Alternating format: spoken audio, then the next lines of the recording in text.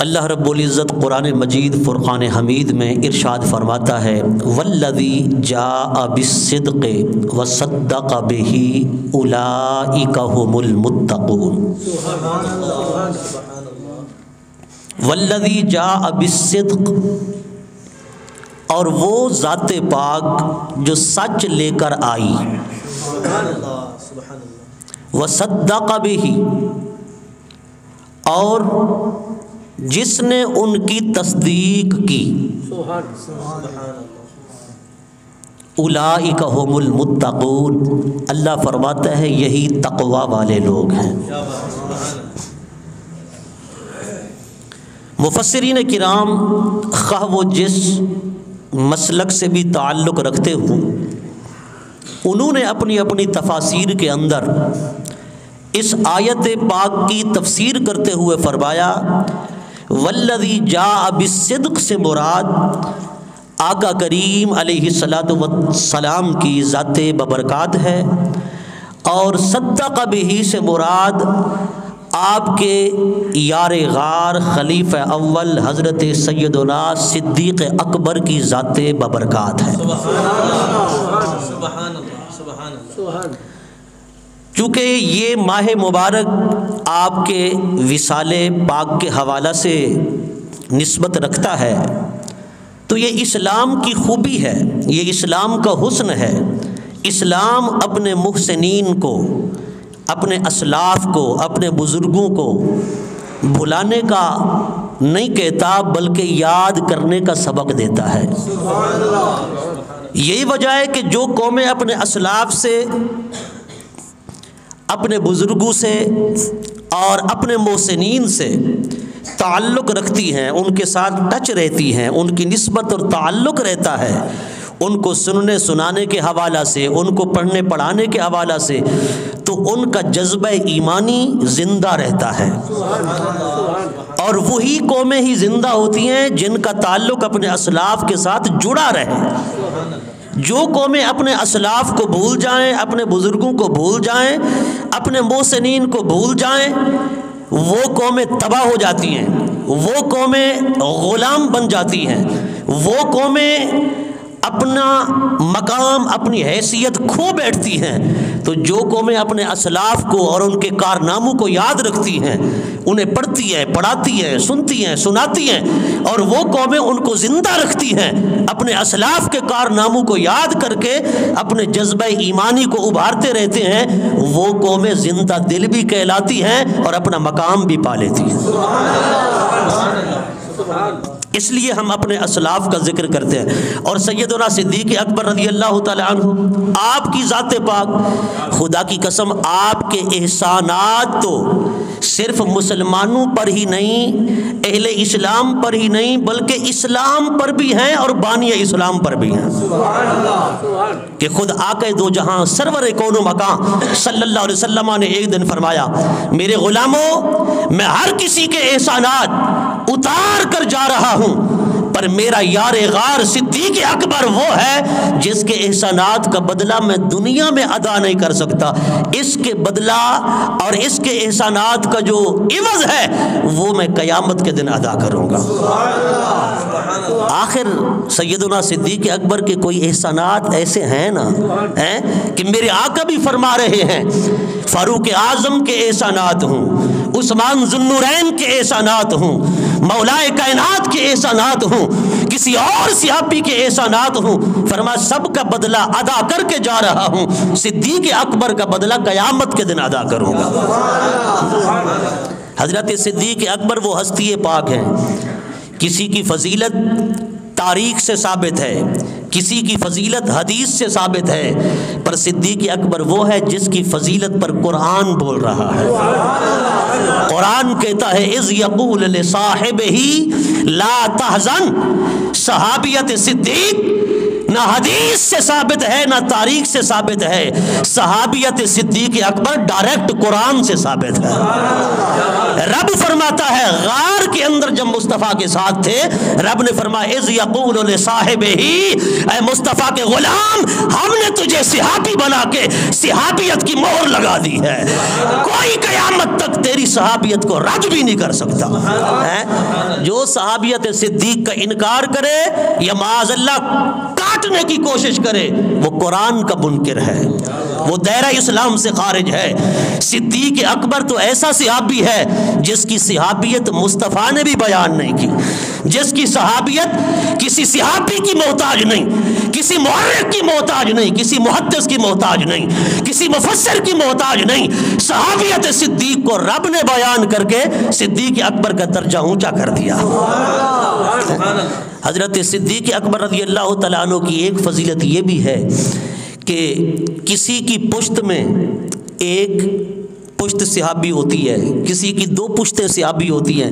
صدیق اکبر وہ ہیں جن کے والد بھی صحابی، خود بھی صحابی، بیٹا بھی صحابی، پوتا بھی صحابی۔ حضرت صدیق اکبر کی صحابیت کے کیا کہنے ہیں؟ آقا کریم صلی اللہ علیہ وسلم نے ایک دن غلاموں سے فرمایا میرے غلاموں جب چلا کرو راستے پر دائیں بائیں دیکھ لیا کرو، پیچھے اور آگے بھی دیکھ لیا کرو، کہیں تمہارے پیچھے میرا صدیق تو نہیں آ رہا۔ فرمایا اگر میرا صدیق آ رہا ہو رک کر تم پیچھے ہو جایا کرو، صدیق کو آگے کیا کرو۔ ہائے ہائے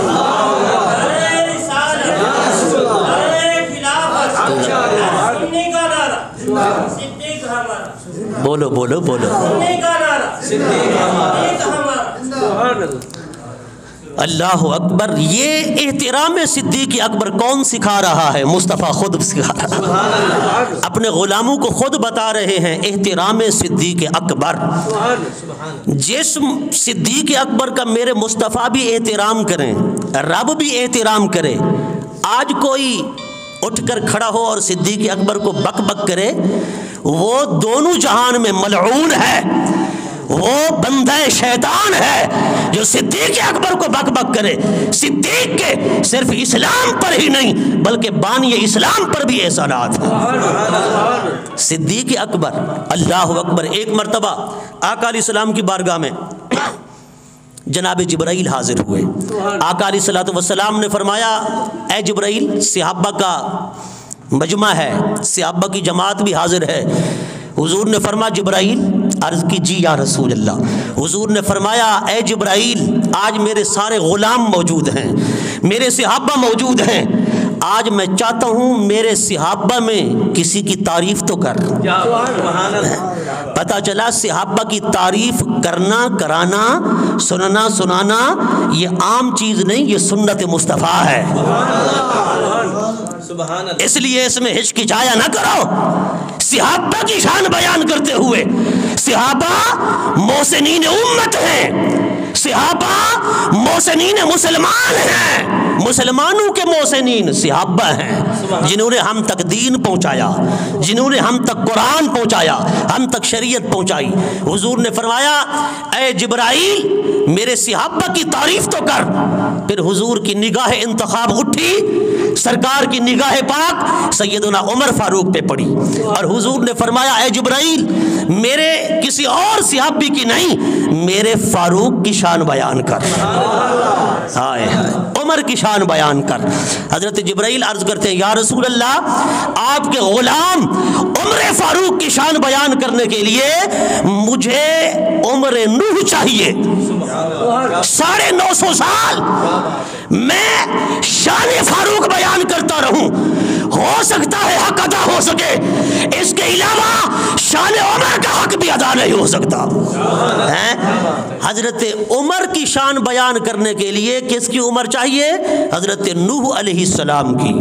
950 سال میرے پاس ہوں تو میں شان عمر فاروق اعظم بیان کروں، حضرت عمر کی مدحت کروں، حضرت عمر کی تعریف کروں، حضرت عمر کے سہرے پڑھوں، حضرت عمر کی شجاعت، صداقت، عدالت کو بیان کروں، حضرت عمر کے احسانات کو بیان کروں، حضرت عمر کی غلامی مصطفیٰ کو بیان کروں، حضرت عمر کی فضیلت کو بیان کروں، حضرت عمر کی خدمت اسلام کو بیان کروں، حضرت عمر کی وفاداری کو بیان کروں، حضرت عمر کی سچی آقا علیہ السلام سے وابستگی کو بیان کروں۔ مجھے عمر نوح چاہیے۔ کیا چاہیے؟ بولو بولو، کسی اور طرف توجہ مت کیا کرو، الفاظ کو سنا کرو۔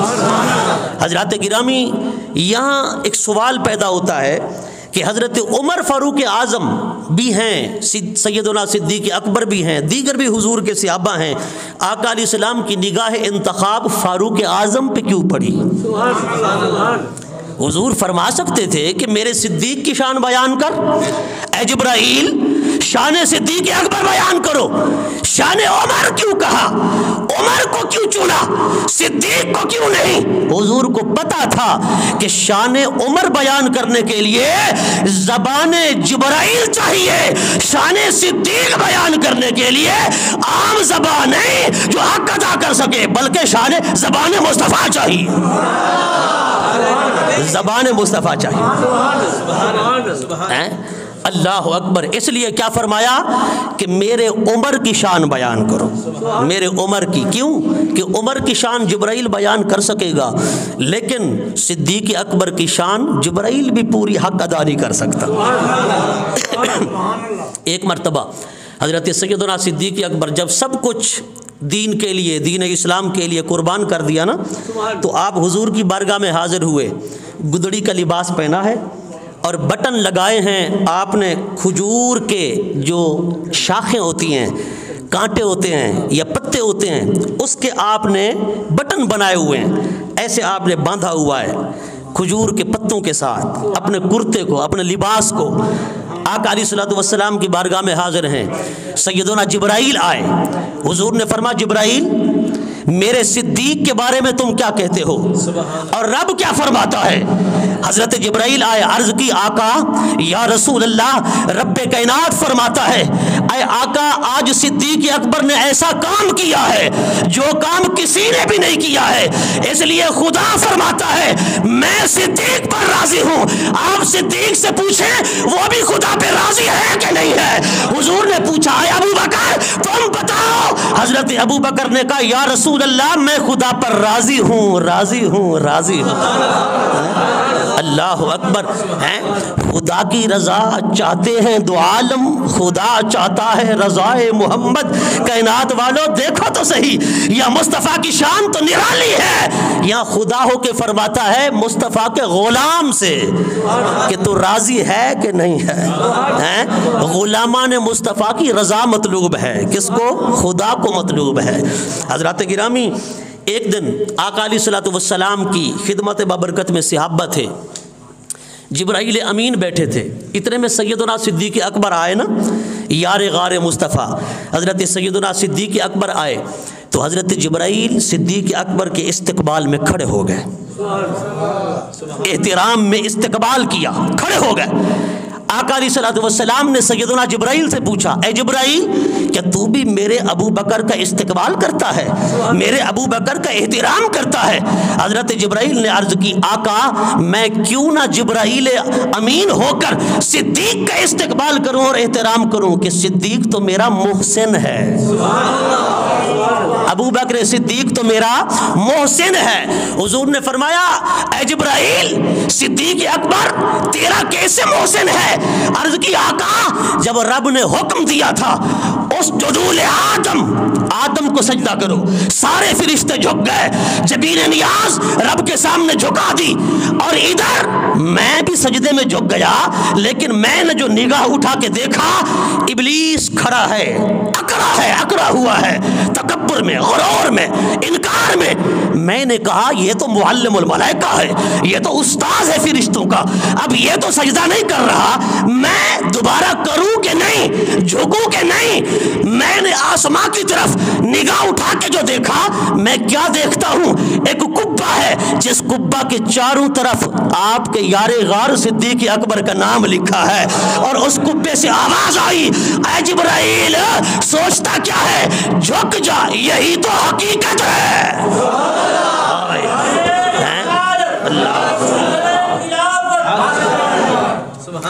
جبرائیل کہتا ہے بس آپ کے یار غار کا نام دیکھا اور یار غار کی آواز میں میری رہنمائی کی گئی تو میں سجدے میں جو گیا تو میں لعنتی ہونے سے بچ گیا، میں راندہ درگاہ ہونے سے بچ گیا۔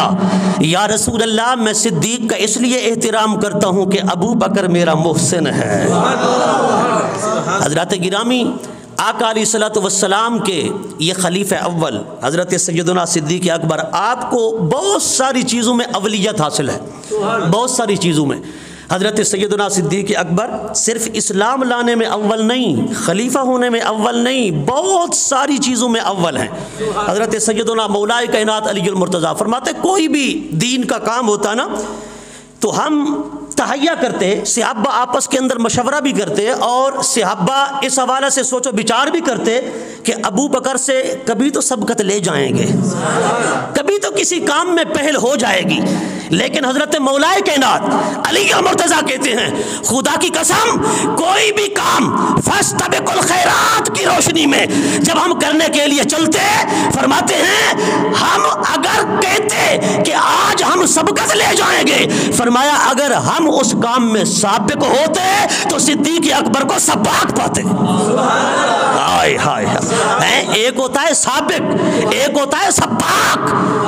سابق اس گھوڑے کو کہا جاتا ہے جو سب سے آگے ہو، لیکن سباق اس کو کہا جاتا ہے جو سب سے آگے ہونے والے سے بھی آگے ہو۔ فرمایا ہم سابق ہوتے تو ابو بکر کو سباق پاتے، سب سے زیادہ سبقت لے جانے والا۔ فرمایا ہم کبھی بھی ابو بکر صدیق کا مقابلہ نہ کر سکتے تھے۔ میں کہتا ہوں دین کی تھوڑی بہت سمجھ رکھنے والا تو ابو بکر کے بارے میں کوئی بات کرنا چاہتا ہے، ابو بکر تو وہ ہے جو دین کی خدمت میں بھی سباق ہے، وفاداری مصطفیٰ میں بھی سباق ہے۔ حضرت صدیق اکبر خلیفہ بنے اور آپ کو جو خلیفہ اول چنا گیا، منتخب کیا گیا، اس کا مطلب یہ نہیں تھا کہ ابو بکر صدیق معاذ اللہ اس منصب کے اہل نہ تھے۔ حضرت سیدنا صدیق اکبر سے اہل کوئی تھا ہی نہیں، چونکہ حضور نے فرمایا جہاں میرا ابو بکر ہو، فرمایا وہاں دوسرا اس کام کے لائق ہی نہیں، جو وہ کام ہو رہا ہے وہ میرا یار صدیق اکبر کرے گا، خواہ وہ امامت کا ہو، خواہ وہ خلافت کا ہو، خواہ وہ قیادت کا ہو، خواہ وہ سیادت کا ہو، خواہ وہ رہنمائی کا ہو، خواہ وہ لیڈنگ کا ہو، فرما میرا ابو بکر اہل ہے۔ اس لیے حضرت سیدنا صدیق اکبر کی خلافت پر بے شمار اشارات ہی نہیں، صراحتیں موجود تھیں، صراحت کے ساتھ اور پوری وضاحت کے ساتھ میرے آقا نے صدیق اکبر کے خلیفہ اول ہونے پر بہت سارے فرامین ارشاد فرمائے، بہت ساری احادیث مبارکہ اور قرآن کی کئی آیات ناطق ہیں۔ حضرت صدیق اکبر جب منصب خلافت پہ فائز ہوئے نا، چونکہ جو نگاہ خلیفہ کی دیکھتی ہے وہ کسی اور کی نگاہ نہیں دیکھ سکتی۔ لشکر اسامہ جو آقا علیہ الصلوۃ والسلام نے روانہ کیا تھا، وہ لشکر اسامہ آقا علیہ السلام کے وصال مبارک کی وجہ سے، جہان فانی سے پردہ فرما جانے کی وجہ سے وہ لشکر واپس آ گیا۔ جب وہ لشکر واپس آیا نا تو حضرت صدیق اکبر رضی اللہ تعالیٰ عنہ خلافت کے منصب پر فائز ہو چکے تھے۔ آپ کی خدمت میں کہا گیا کہ اب لشکر وشکر روک دیں، کسی لشکر کو کہیں بھیجنے کی ضرورت نہیں ہے۔ آقا علیہ الصلوۃ والسلام چونکہ ہم میں نہیں رہے، بظاہر اس دنیا کے اندر حضور تشریف فرما نہیں ہے، تو ہمارے لیے بڑی آزمائشیں ہیں، ہمارے لیے بڑے امتحانات ہیں۔ اے ابو بکر آپ یہ سارے ارادے ترک فرما دیں، اپنے معاملات جو اپنے گھر کے ہیں پہلے ان کو نمٹا لیا جائے۔ حضرت سیدنا صدیق اکبر رضی اللہ تعالیٰ عنہ آپ نے فرمایا خلیفہ بننے کے بعد آقا علیہ الصلوۃ والسلام کی ذات پاک کے شروع کیے ہوئے جو کام تھے، ابو بکر اپنے کام کا آغاز وہیں سے کرے گا۔ فرمایا لشکر اسامہ کی روانگی یہ میرے آقا کی زندگی کا آخری کام تھا، اور حضور کے وصال فرمانے کی وجہ سے یہ رک گیا۔ ابو بکر اب خلیفہ بننے کے بعد لشکر اسامہ کو روکے گا نہیں، یہ میرے آقا کا فیصلہ تھا۔ ابو بکر فیصلہ مصطفیٰ کو بدلے، ابو بکر کی جرت کیا ہے؟ ابن ابی قحافہ کون ہوتا ہے رسول اللہ کے فیصلے کو بدلنے والا؟ آپ نے فرمایا اسامہ لشکر کو تیار کرو اور لشکر لے جاؤ۔ جیسے جا رہے تھے ویسے جاؤ۔ حضرت اسامہ کو کہا لشکر لے جاؤ، یہ حضور کا فیصلہ تھا، میں نہیں بدلنے والا۔ اللہ اکبر۔ حضرت عمر فاروق اعظم آئے، آپ نے فرمایا اچھا اگر باضد ہیں آپ کہ یہ لشکر بھیجنا ہے تو پھر ایسا کرے تھوڑا اس کے اندر ترمیم کر لیتے ہیں۔ حضرت ابو بکر نے فرمایا جی کیا ترمیم کرنی ہے؟ کہا وہ حضور کا دور تھا، آقا علیہ السلام ظہری دنیا میں تشریف فرماتے، جس کو بنا دیتے، جو قیادت کرتا۔ لیکن اے ابو بکر یہ اسامہ جو ہے یہ غلام کا بیٹا ہے، یہ قیادت کے اہل نہیں ہے، اس کو قائد ہونے سے ہٹا دیا جائے، یہ سپہ سالاری نہیں کر سکتا، اس لیے کہ یہ غلام ہے۔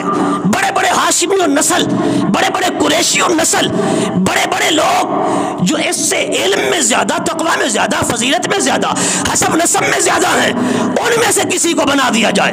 حضرت سیدنا صدیق اکبر نے کیا فرمایا؟ وہ جملے آب زر سے لکھنے کے قابل ہیں، دل کے کانوں سے سننے کے قابل ہیں۔ صدیق اکبر نے فرمایا سکلت کا امو کا یا عمر ابن الخطاب، اے خطاب کے بیٹے میں تو تجھے سمجھدار سمجھتا تھا، تیری ماں تجھے کھو دے اور تجھ پہ روئے، تو کیسی بات کرتا ہے؟ یہ کتے بھیڑیے حضرت ابو بکر کے جسم پر چھوڑ دو، یہ بوٹی بوٹی کر کے میرے جسم کو نوچ کے ختم کر دے، فنا کر دے۔ ابو بکر کو یہ تو گوارا ہے پر رسول اللہ کا فیصلہ بدلنا گوارا نہیں۔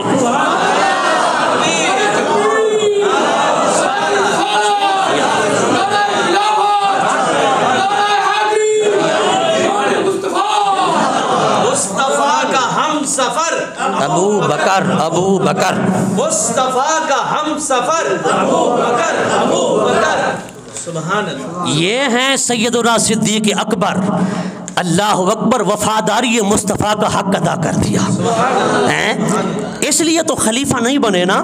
اور بڑی قابل توجہ بات ہے آقا علیہ الصلوۃ والسلام کے جنگی فیصلے کو بدل دینا، اگرچہ جنگی اور حربی اصولوں، قوانین اور ان چالوں کی صورت میں کہ جنگی چالیں بدلتی رہتی ہیں، اگر آپ یہ چال بدل دیتے تو کوئی فرض کی تبدیلی نہ تھی، واجب کی تبدیلی نہ تھی۔ ذرا توجہ فرمائیں، اہل حل و عقد توجہ فرمائیں، صاحبان اقتدار توجہ فرمائیں، قرآن و سنت کے ساتھ منسلکین توجہ فرمائیں، حضور کے سچے غلام توجہ فرمائیں کہ اگر یہ فیصلہ بدل دیتا ایک جنگی چال کی بنیاد پہ، کوئی فرض واجب کی تبدیلی نہ تھی، پر صدیق اکبر نے یہ فیصلہ نہ بدل کے بتا دیا۔ اور رسول اللہ کے فیصلے بدلے نہیں جاتے، غلاموں کا کام نہیں کہ فرض واجب بدل دیں۔ کیا ہوا کہ اگر کرسی عدالت پہ بیٹھ گئے تو پھر کیا قرآن کو بدل دیں، حدیث کو بدل دیں؟ اگر کوئی ہمارے پاس اقتدار آ گیا، ہمارے پاس کوئی سربراہی آ گئی تو قرآن و سنت کو کھلواڑ بنائے؟ پہلے خلیفہ نے بتا دیا حکمران کا فرض یہی ہے رسول اللہ کی سنت و شریعت کی حفاظت کرے۔ اگر نہیں کر سکتا وہ اہل ہی نہیں ہے، وہ اس منصب کے لائق ہی نہیں ہے۔ حضرت صدیق اکبر نے فرمایا تھا، آپ نے فرمایا اگر میں کوئی فیصلہ قرآن و سنت کے خلاف کروں، فرمایا مجھے اتار دینا، مجھے معزول کر دینا۔ حضرت گرامی صدیق اکبر رضی اللہ تعالیٰ عنہ کی پوری حیات پاک مشعل رہا ہے۔ دعا ہے اللہ پاک ہم سب کو یار غار کی محبت عطا فرمائے۔ وما علی الا البلاغ۔